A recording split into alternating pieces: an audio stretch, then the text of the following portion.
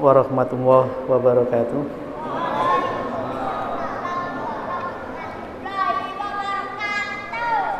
Bismillahirrahmanirrahim.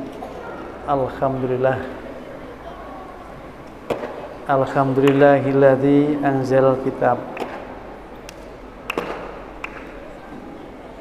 Nahmaduhu wa nasta'inuhu wa nastaghfiruh.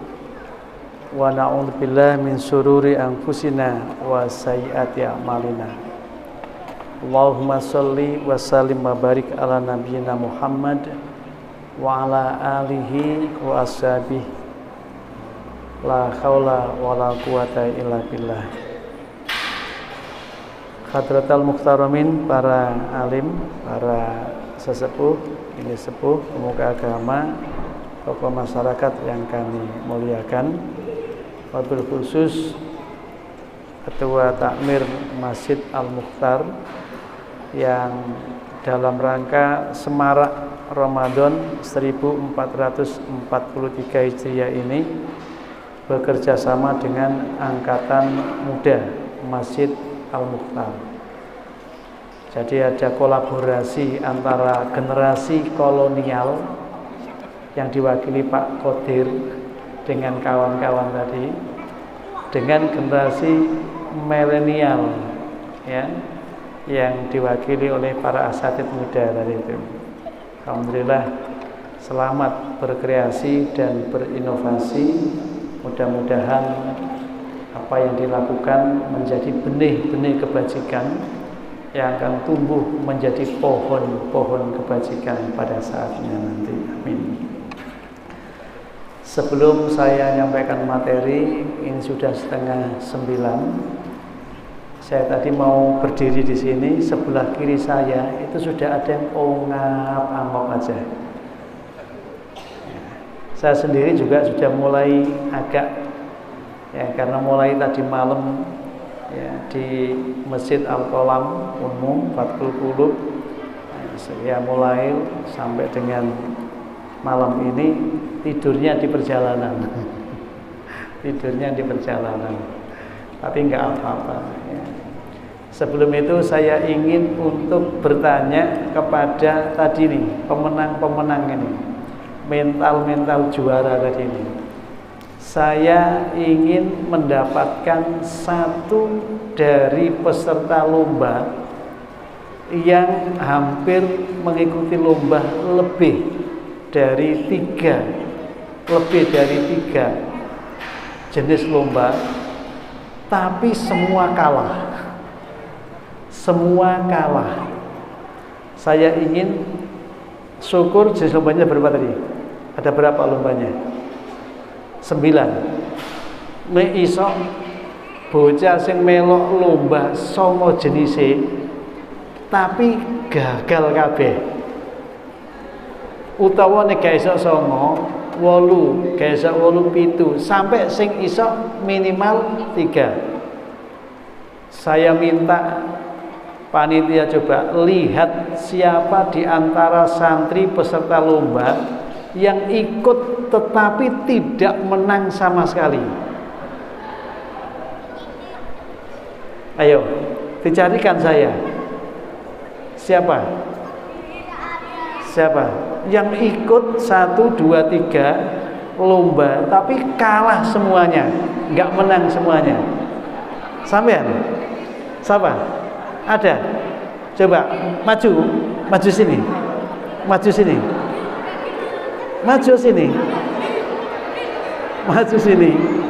Ayo, maju coba. Yang ikut lomba 3 ke atas. Bukan 1 loh ya. Ikut lomba 3 ke atas tapi gagal semua. Gak jadi pemenang sama sekali.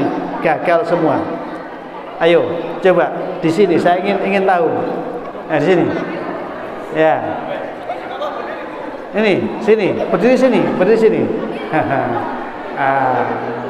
Ya, coba. Sini. Oke.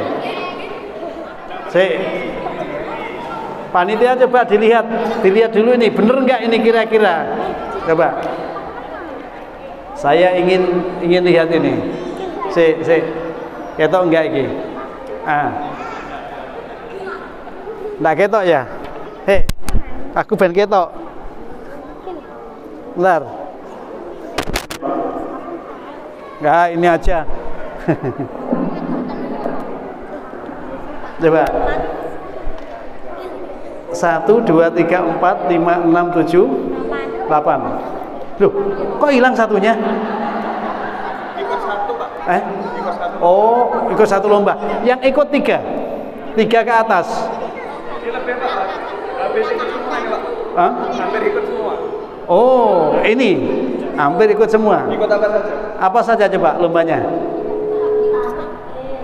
Tartil, tafid, matin TPA, azan, pidato, selimo ya Jan. Cerdas cermat, kaligrafi 6, ikut 6, kalah kabeh 6 itu. Kalah kabeh, tapi tetap ikut ya, ikut. Alhamdulillah, ya. Ini namanya semangat juara, semangatnya juara, nasibnya durung. Ibu bapak, dulu kita juga pernah jadi gitu kok, ya toh. Lomba apa yang dimeloi, tapi gak tahu ono sing menang. Oke, yang sebelahnya, lomba apa aja ya Pak? Yang diikuti? Tartil, tertib lagi, tertib sholat, pidato, azan, cerdas cermat, kaligrafi, pitu iki, pitu ya, gak menang belas. Bagaimana perasaannya ketika kalah semua? Biasa saja. Kita kasih aplaus. 7 saja, hebat. Bu, Pak, titeni anak sing kayak ngene iki besok, Pak. Lihat mental anak-anak seperti ini. Yang ini. Coba berapa? Berapa aja, Ros? Semat, azan, kaligrafi, enggak. Tertib sholat 4. Yang paling menyakitkan kamu ketika gagal yang mana? Kalah apa? Kalah mana ini? Yang kalah yang mana? Apa yang ya? Adzan. Padahal yakin menang ya. Oh, coba Bu, adzan yakin menang tapi kalah. Sakit itu katanya. Tapi masih ikut lomba yang lain. Masih ada harapan. Mental baja ini. Bukan baje lo ya, baja. Sing mbak-mbak apa lagi? Coba. Yang mbaknya ini. Coba. Ayo, apa saja yang diikutin mbaknya? Salat, tafid, kaligrafi, pidato, cerdas cermat. 5 ya. Ikut 5. Dari 5 itu yang paling sampai yakin menang yang mana? Yang yakin menang, aku mesti menang ini gitu, yang mana? Cerdas cermat ya, tapi kalah ya. Oh coba Bu, yakin menang cerdas cermat tapi kalah. Berarti masih ada yang lebih gitu loh ya. Oke, yang ini berapa? MTQ, tafid, tartil, cerdas cermat, pidato, tertib sholat. Yes, 6 ya. Tafid madin, pitu wisane ya. Azan. Oh iya. Di antara 7 itu yang kamu yakin menang yang mana? Semua nggak yakin. Ya, terima kasih. Berarti niatnya itu mengikuti keadaan.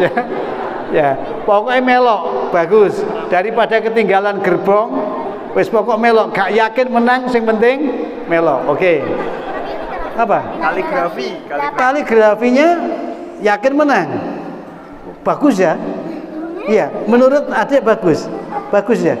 Jangan-jangan yang ditulis kaligrafi melukis ibunya. Oke. Satunya, mbaknya. Banyak yang ayo apa ini mbaknya? Ayo, coba. Apa yang diikutin, Mbak? Enggak nutut. Oke, agak sini. Agak sini ya. Ini agak sini biar kelihatan backgroundnya ini ya. Oke, apa aja? Tertib sholat.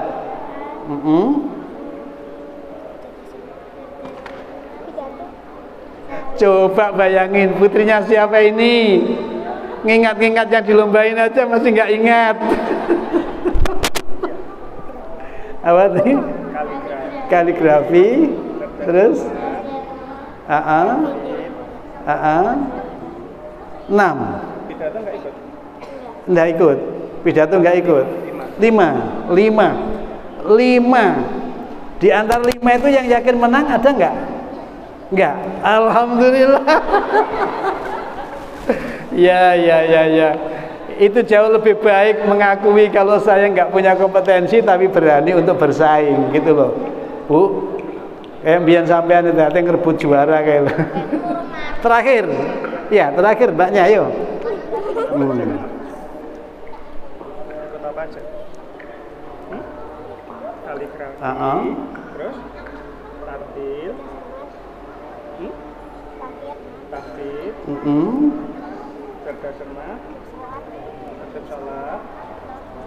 Terus 4. tahfidz madinah. Ya, 5, Pak. 5 juga. Mana yang ada nggak? Oh, aku mesti menang nanti yang ini. Ada nggak gitu artinya? Nggak ada juga. Alhamdulillah. Baik, rupanya yang perempuan ini istimewa ya. Jadi semua diikuti tapi nggak ada keyakinan satu pun akan menang. Tapi dia tetap ikut. Kenapa? Karena ingin untuk berkontribusi dalam memeriahkan semarak Ramadan. Karena itu izinkan saya panitia, mohon maaf panitia, izinkan saya untuk mengapresiasi keberanian dan ketangguhan mereka yang berani berlomba walaupun modalnya pas-pasan, berani beradu kompetensi walaupun pas-pasan. Bentar, tenang ya, tak kasih apresiasi ya, tak lihat dulu. Engko pas dompetnya gak ono, Mas. Engko pas dompetnya gak ono. Kadung semangat pas gak ono nanti. Oke. Tuh 2, 3, 4, 5, 6 8 ya? 8. Berapa? Tuh 7. Cuma 7. Oke.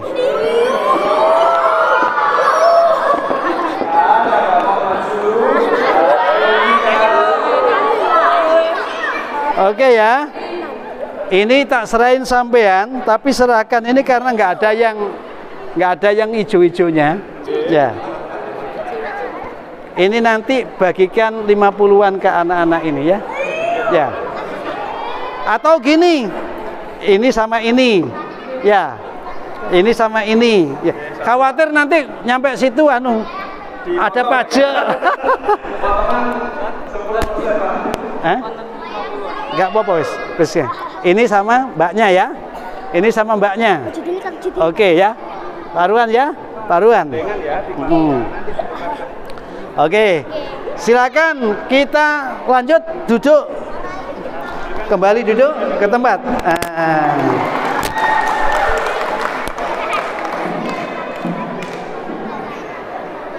Alhamdulillah. Jarine malam qadar. Kalau panitia bisa bagi hadiah, kenapa Pak Ustadz nggak bisa bagi hadiah? Ya, oleh karena itu apa itu? Nanti sama pertanyaan konten. Wah, panitia ini cerdas, ya, cerdas. Padahal maunya sudah saya siapin, ya. Nanti semua akan mendapat penghargaan, baik bapak yang sepuh-sepuh atau ibu yang sepuh-sepuh gitu. Makanya bersaing dengan putra-putrinya. Nanti saya akan tanyakan. Ini hadiah dari panitia. Nanti masih siapkan hadiah dari saya. Ya. Oke.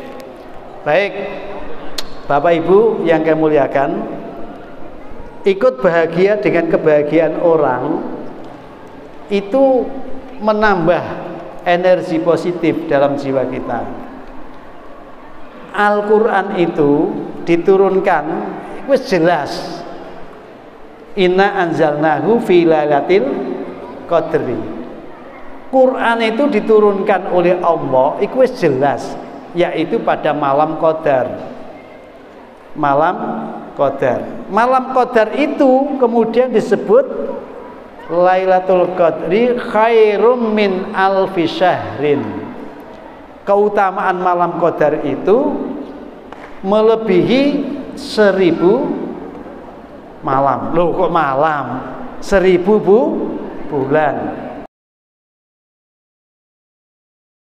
Allah menyebut bahwa syahrul Ramadan alladzi unzila fihil Quran, di mana malam itu berada di bulan Ramadan. Ingat, berada di bulan Ramadan. Tapi para ahli ilmu Quran berbeda pandangan mengenai kapan. Apakah tanggal 27, apakah tanggal 17, atau tanggal yang lain mengenai turunnya Al-Quran itu.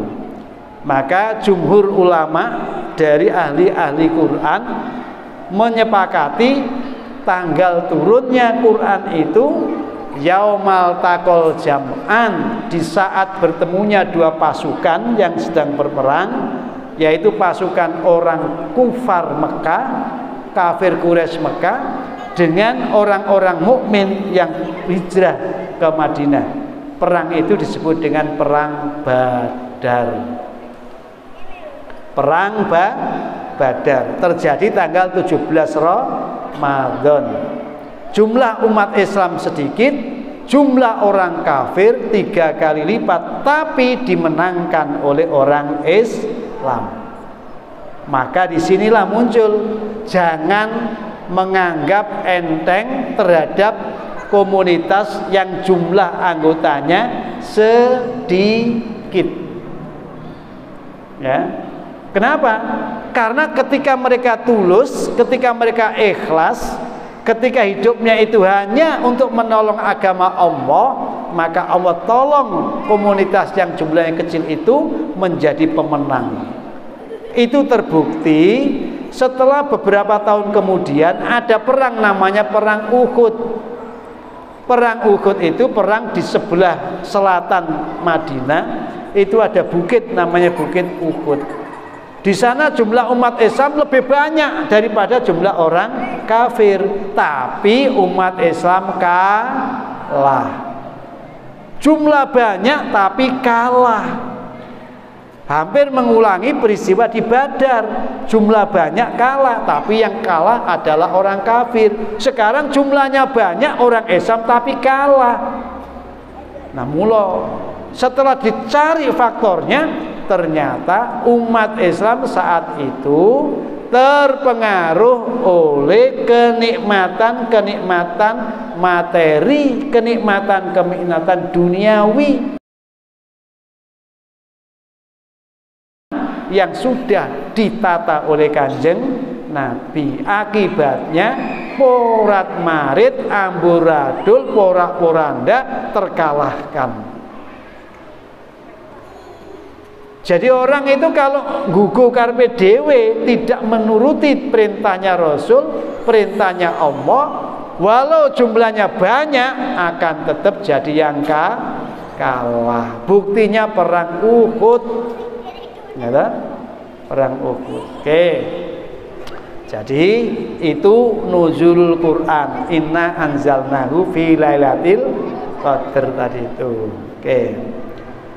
Di dalam surat Baqarah itu kemudian Allah memberitahukan untuk apa sih kok diturunin Quran itu, kok nggak disimpan aja di Lauhil Mahfudz, tidak diamankan aja lah biar tidak rusak.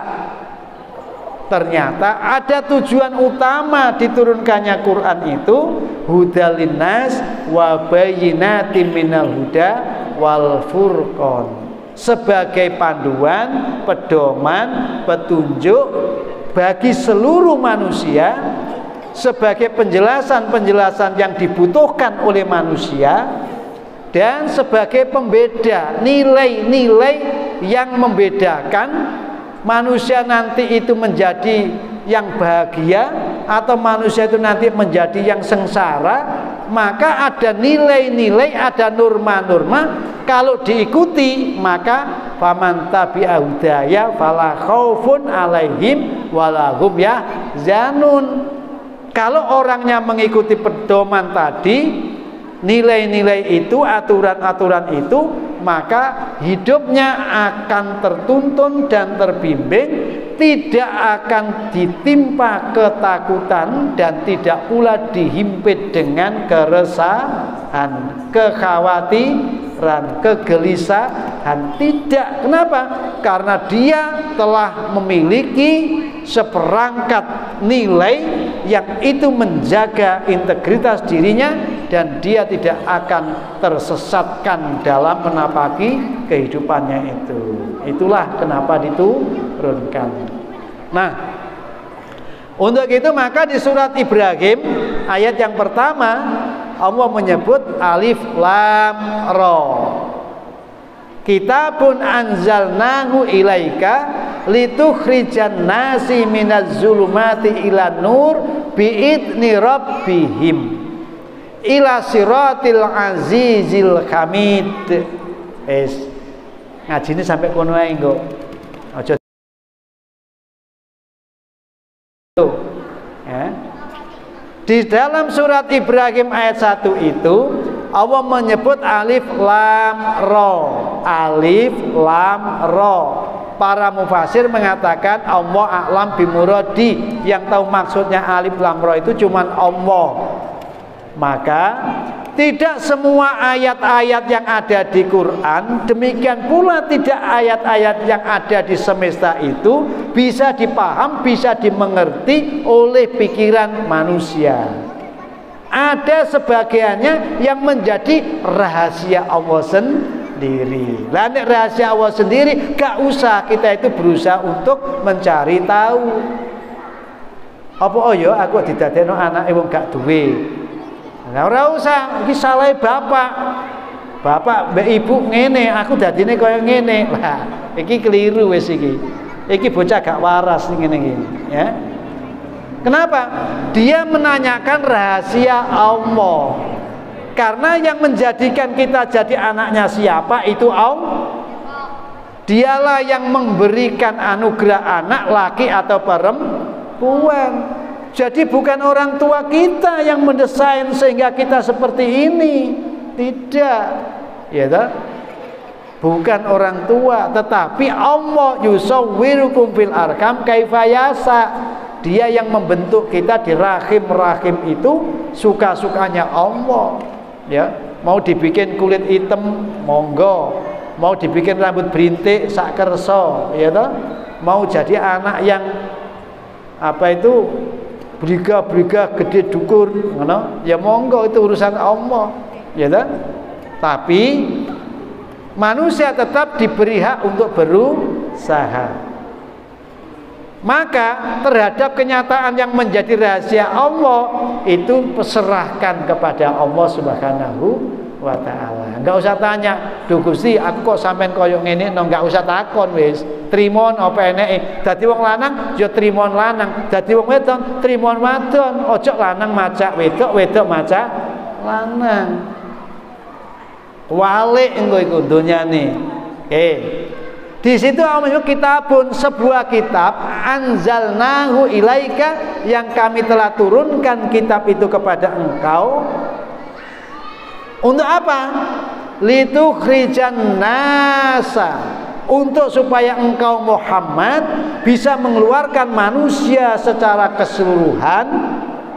Mengeluarkan dari mana? Minaz zulumati, dari ragam kegelapan-kegelapan. Menungso iku asli ra ngerti popo nek gak diajari. Manusia itu tidak punya pengetahuan apa-apa kalau tidak diajari, kalau tidak dididik. Manusia itu nggak bisa, apa yang harus dikerjakan nggak bisa. Contohnya saja kasus putra Adam yang tengkar kemudian salah satu dibunuh. Untuk memperlakukan mayat saudaranya aja dia tidak tahu, sampai dengan Allah mengutus namanya gagak, burung gagak. Diutus memberikan percontohan bahwa kalau sudah jadi mayat itu dikubur, dipendem, ya, tidak dijahit tontonan. Maka kemudian Qabil itu menggali seperti burung gagak yang nyakar-nyakar tanah, kemudian si Habil dimakam, dikuburkan. Manusia belajar kepada binatang, manusia belajar kepada burung gagak. Nah, ini arek-arek kan diajari burung kakak tua, hinggap di jendela, nenek sudah giginya tinggal. Alah, aku arek cilik daerah kurang ajar. Ya toh, iki bu guru TK isih ana sing ngajari ngono. Seneni, Pak. Kon genti lagune iku. Ya. Ya kok guring-gurine kok nenek sudah tua, giginya tinggal 2 gitu. Ya. Nah, oke. Manusia itu tanpa dididik, tanpa dibimbing, tanpa diarahkan, hidupnya dalam kegelapan. Dia tidak tahu min ayyi syai'in khalaqa. Dia itu dari mana asal muasalnya. Ainal mafar, dia tidak pergi kemana, itu juga dia nggak tahu. Aku ki jane sapa? Ya gak ngerti. Sampailah datang ilmu diajarkan oleh Allah. Melalui apa? Melalui Quran. Hei Muhammad, Iqra bismi rabbikal ladzi khalaq. Untuk bisa ngerti, untuk bisa paham, untuk bisa mensikapi, merespon keadaan dengan baik dan benar, Iqra bismi rabbikal ladzi khalaq. Bacalah olehmu dengan nama Tuhanmu yang menciptakan. Kamu membaca kenyataan, membaca kejadian, itu harus dengan nama Tuhan yang menciptakan. Kalau tidak, kamu keliru, kamu salah. Kenapa? Kamu lihat seolah-olah semua ada dengan sendirinya, padahal ada yang mengadakan. Siang dan malam itu apa ya mau kira itu karena faktor gerakan sunatullah alami saja. Tidak. Allah memberikan kekuatan kepada semesta ini. Di bumi kita ada namanya rotasi, kemampuan berputar melalui porosnya. Maka kemudian terjadilah siang dan malam. Siang malam itu ada di permukaan bumi. Karena ketika jenengan itu naik ke angkasa, jenengan tidak akan pernah mendapati malam. Karena sinar matahari tidak terhalang oleh bagian bumi manapun. Siang terus. Sementara kalau jenengan itu berjalan dengan kecepatan perputaran bumi, jenengan tidak pernah mengalami malam, juga tidak pernah mengalami siang. Tergantung pada waktu memulai itu, jenengan situasinya malam atau siang. Kalau malam, malam terus. Kalau siang terus. Kenapa? Karena rotasi bumi setara dengan kecepatan kendaraan yang jenengan ada di dalamnya. Jadi ini sampai kemarin delok Rusia ngancam Amerika, Amerika ngancam Rusia, akan tekan tombol dari Rusia yang meledak di Amerika. Amerika juga tak tombol dari sini yang meledak ada di Rusia. Itu kecanggihan teknologi, di mana jarak tidak menjadi problem oleh kecepatan. Matahari kita itu posisinya berapa ratus ribu juta posisi dari sini, tapi sinar mataharinya itu nyampe ke kita. Nah, ketika bumi berputar pada porosnya dengan kecepatan sama dengan kendaraan yang jenengan buat kecepatannya, maka jenengan tidak akan mengalami perbedaan waktu, pancet waktu itu. Ya. Sampean gawe contoh bal itu jenengan coblos tengahe, ya toh. Terus sampean kei anu, kene gawe lilin sing bercahaya, sinar gini, terus ini puteren. Nah, nanti yang kena sinar jadi siang, yang dibalik sinar jadi malam, diputer terus puteran. Lah terus sampean kayak ono kendaraan yang kene sesuatu yang kecepatannya sama dengan perputaran jenengan. Begitu dia di waktu siang tidak akan pernah malam, begitu waktu malam tidak akan pernah siang. Subhana ma khalaqta hadza batila. Disitulah ada kemauan Allah di dalam pergantian siang dan malam, di dalam pergantian hari-hari. Itu ada tanda keagungan Allah supaya kita bisa mengatakan subhana ma khalaqta hadza batila subhanaka faqina adzabannar. Maka perintah membaca itu adalah pembebasan yang diberikan oleh Allah agar manusia itu tidak lagi bergantung dengan khayalan-khayalannya, tetapi dengan ilmu yang diajarkan oleh Allah itu manusia menemukan cara untuk memenuhi kebutuhan hidupnya dengan mudah, yang sering disebut dengan hidup yang makmur, hidup yang sejahtera. Maka harus gerakan membaca itu ditingkatkan. Maka ayat pertama turun Kanjeng Nabi yaitu surat Al-Alaq, Iqra wa rabbukal akram. Baca lagi sehingga kamu menemukan keagungan Tuhan. Lalu khalaqal insana min 'alaq. Ketika kamu sudah membaca semesta, jangan lupa baca dirimu sendiri. Baca dirimu itu, min ayyi syai'in khalaqah. Kamu dicipta dari apa? Ainal mafar, kamu tidak kemana ini? Bumi ini apakah tempat selamanya kita? Ternyata enggak. Banyak yang lebih muda dari kita berangkat lebih dulu. Itu namanya ugal-ugalan. Wong tuwek disalib. Ya toh? Kan ugal-ugalan niku. Tapi nyatanya ada yang memang tua berangkat lebih dulu dari yang muda. Itu namanya orang tua sopan. Wis wayahe pindah, yang pindah ojo nang kene terus. Jadi beban sama yang muda nanti. Ya toh? Ya, kan gitu toh? Real, hidup itu nyata, direnung, dipikir, dibaca.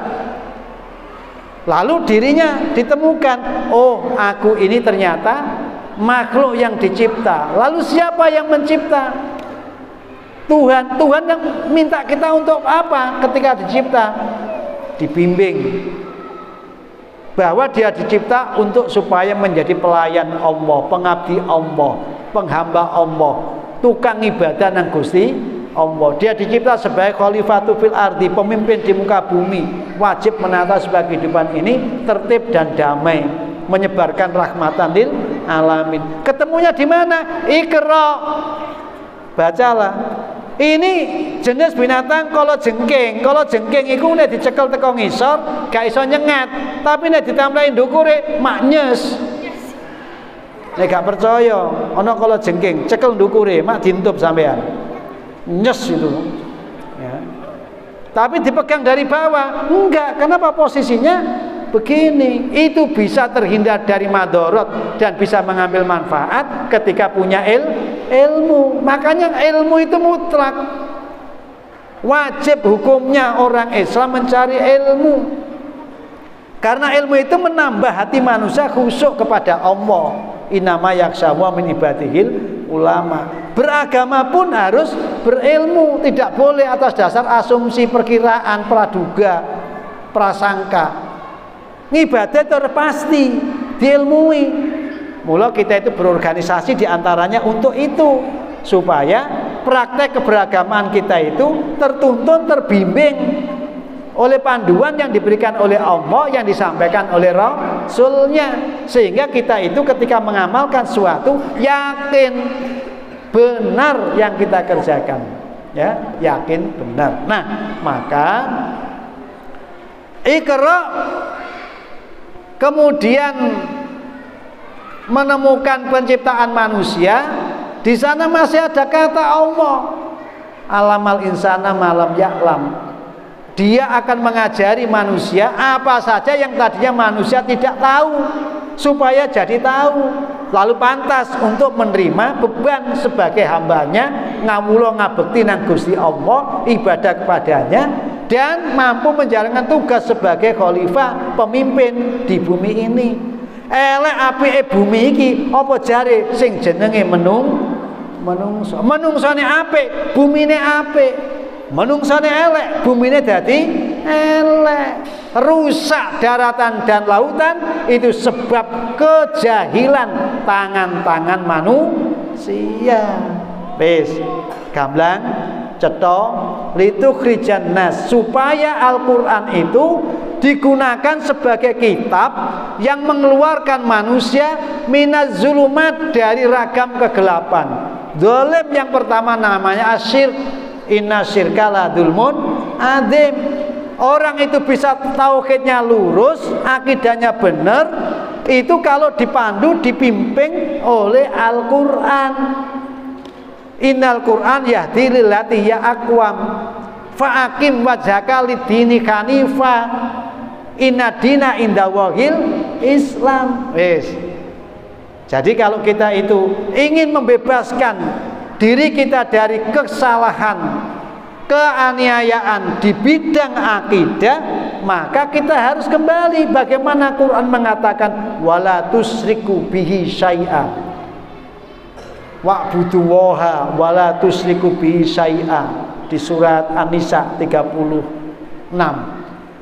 Sembahlah Allah itu dan janganlah kamu mempersekutukan dengan yang lain. Loh, taunya sekutu itu gimana?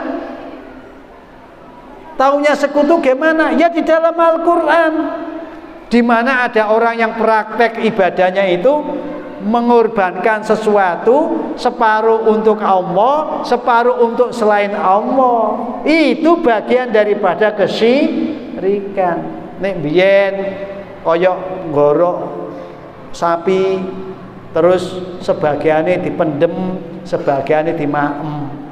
Itu bagian daripada kesyirikan. Tapi itu sudah budaya, tradisi pada waktu itu. Tapi saiki mumpama ana sing beleh terus dipendem kok isih durung jarak suwengi, digoleki, dijokok pendemane kuwi ya. Man iki wong daginge sakake.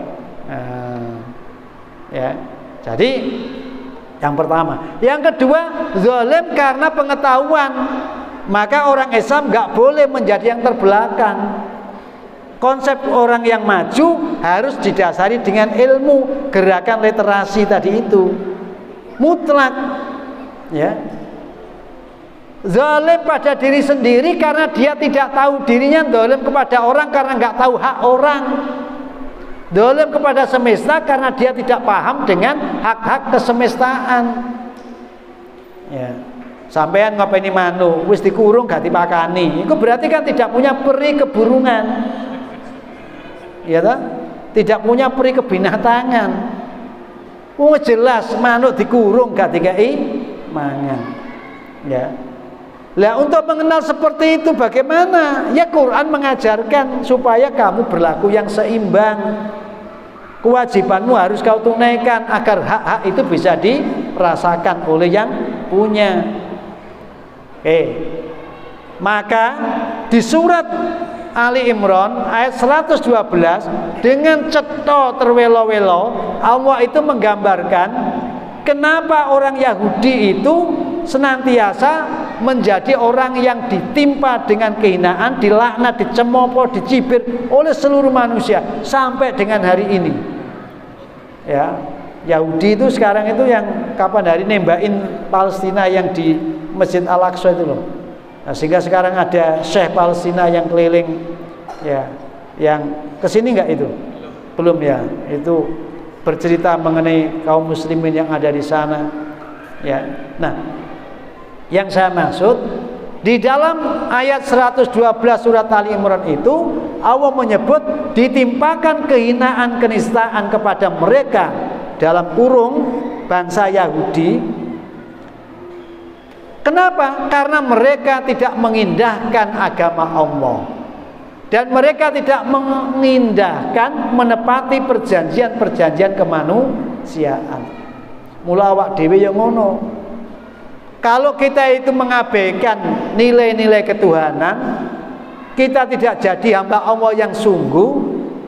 Kemudian kita juga mengabaikan nilai-nilai kemanusiaan. Dengan sesama kita tidak bisa akur, tidak bisa rukun, tidak bisa damai, saling curiga, tidak ada kepercayaan, maka hidupmu akan berada dalam kehinaan dan kenistaan. Angel untuk menjadi yang aman, damai, sejahtera. Disinilah Allah mengingatkan, hanya dengan tali Allah dan tali kemanusiaan manusia bisa jadi mulia. Maka ketika litukhrijan nas minaz zulumati biidni rabbihim, ini mohon maaf asatid ya, para guru, Nabi itu diberi wewenang untuk mengeluarkan manusia dari ragam kezoliman tadi itu, karena kebodohannya, karena tauhidnya nggak lurus, cara ibadahnya yang salah, diluruskan semua, dibebaskan supaya berada dalam kehidupan yang terang benderang. Itu diikuti dengan bi'idni rabbihim. Itu bisa terjadi karena izin Tuhan yang mengatur hidup mereka. Wis toh, ngomong sampai kaya untuk eyuyu. Tahu untuk eyuyu, Pak? Cangkem menurut saya ngono iki. Wis toh. Tapi kalau Allah enggak merestui, tidak mengizinkan orang itu mendapat hidayah, perilakunya pulang dari ngaji sawaun alaihim. Padha wae, dikasih peringatan nuzul Quran karo enggak, pancet gak ada perubahan. Subuh telat, duhur gak teko jamaah, ya kan? Pancet gak berubah. Alasannya, Pak, pengajiannya terlalu malam. Wah, tambah kena. Gara-gara ngaji, subuhnya terlantar. Akan salah. Salah yang ngisi ngaji, salah yang ngadakan ngaji. Hebatnya setan yang licik itu, memutarbalikkan yang benar dianggap yang salah. Wes. Kalau ada orang sudah dibimbing, dituntun, tapi kok tetap tidak ada perbaikan, itu namanya Allah belum mengizinkan dia. Kamu nggak usah marah-marah, kamu nggak usah maki-maki, kamu nggak usah menghina-hina, ya toh?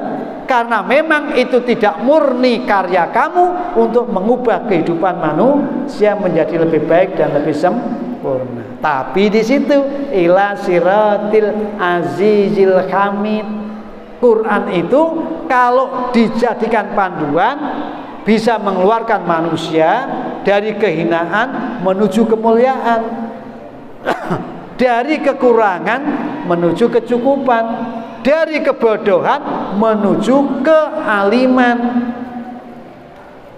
Jadi orang itu kalau sudah berkawan dengan Quran, insya Allah jadi orang yang alim. Orang berkawan dengan Quran, maka dia jadi orang yang qanaah, berkecukupan. Berkawan dengan Quran, jadi orang yang punya kepribadian muttaqin. Dzalikal kitabu la raiba fihi hudalil muttaqin. Jadi orang yang punya integritas kepribadian yang tertinggi di sisi Allah, yakni sebagai hamba yang muttaqin. Bapak Ibu yang kami muliakan, alhamdulillah sudah persis 21:18 menit. Berarti tugas saya sudah rampung, ya. Satu ayat saja yang saya baca, ya.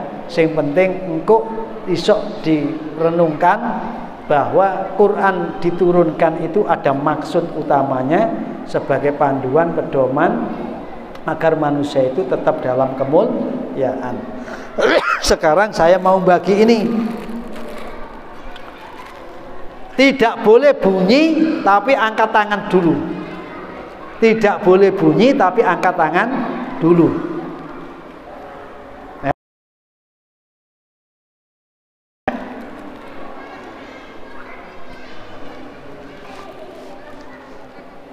Kapan Al-Quran diturunkan oleh Allah Subhanahu wa ta'ala. Wais. Sini. Ini bapaknya hadir enggak? Oh, bapaknya di Malaysia. Mana tadi anunya? Si. Jawaban. Dijawab. Malamnya malam? Malamnya disebut malam apa?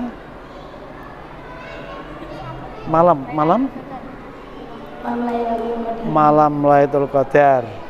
Tanggalnya 17 Ramadan. Pak Ustadz, bener ya? Alhamdulillah. Kita kasih aplaus. Ini tidak tahu isinya apa. Kok ada yang gembuk, ada yang atos ya. Selamat. Satu lagi berwarna merah. Satu lagi berwarna merah. Ya. Warnanya merah ini. Al-Quran diturunkan oleh Allah di bulan Ramadan, malam Lailatul Qadar, tanggalnya 17. Untuk apa? Wis. Maju. Loh, maju. Loh mas kadung ngacung ya. Ayo coba maju. Hah? Loh gak bisa. Waduh. Mana lagi? Di luar. Oh ini. Wah. Loh kok ada itu? Putri. Ayo sini karo coba. Ayo, mana ini yang daya tangkapnya lebih bagus? Apa yang ini, apa yang itu? Ayo. Ini.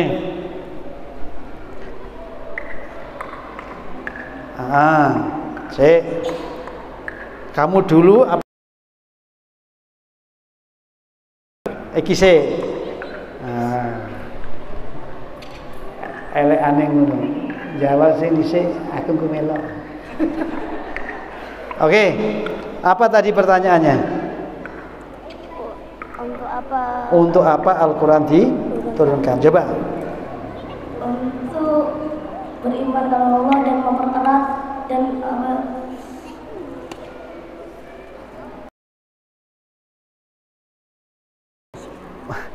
Oke. Wes krungu? Nyerah? Nyerah. Sik, ki Mbak coba. Untuk apa? Untuk apa? Petunjuk manusia. Terus apa lagi? Nyerah? untuk hidayah manusia. Apa? Hidayah. Untuk hidayah manusia. Apa lagi?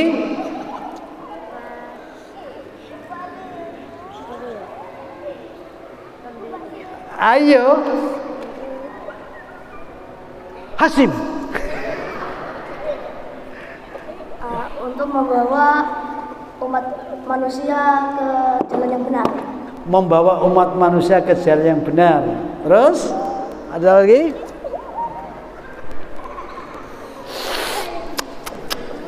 Sampai topiku miring terus iki lho. Bolak-balik geser gara-gara rambut entek. Roro mau subuh ku yo ngono. Tak kira guyu apa ibu-ibu nang jaba kuwi. Tiba aku modok, "Ustaz kok ngeten anune, Ustaz?" Terus kula, "Oh nggih niki malam Jumat nggih kula ngoten." Apa? Cukup? Nyerah? Ya, karena jawabnya sebagian-sebagian, maka yang merah berubah. Kok sedih? Yang merah berubah sedih. Maksudnya berubah itu dibagi dua dengan mbaknya ya. Oke, terima kasih.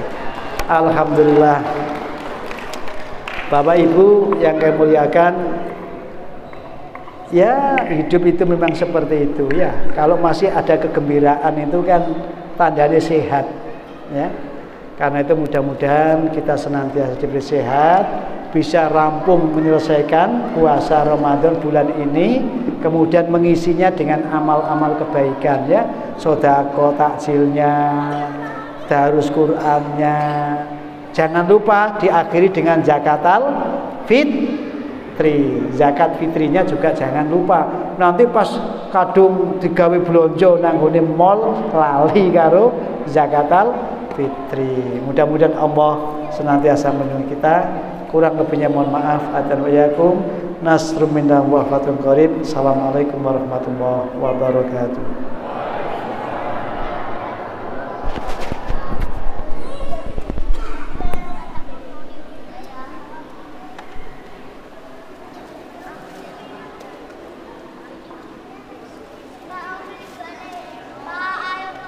Disampaikan terima kasih atas seluruh pencerahan yang telah disampaikan oleh Bapak Haji Kusno MPDI pada malam hari ini. Semoga bisa menjadi pegangan bagi kita semuanya dan juga bisa menjadi sesuatu yang mampu merubah kita menjadi lebih baik lagi. Bapak Ibu hadirin yang dirahmati Allah, alhamdulillah ibadah kita pada penghujung acara yaitu penutup, bersama kita tutup dengan membaca Alhamdulillah Rabbil Alamin. Alhamdulillah. Kami selaku pembawa acara dan juga mewakili segenap panitia kegiatan apabila dalam hal penyambutan kami, baik itu hal yang berupa suku, hukum dan rundungnya ada yang kurang berkenan, kami sampaikan mohon maaf sebesar-besarnya. Ada nama yang bermanfaat. Nasrul minallahi wa fadlun qarib wa basyiril mu'minin. Wassalamualaikum warahmatullahi wabarakatuh. Untuk hadirin dimohon kotak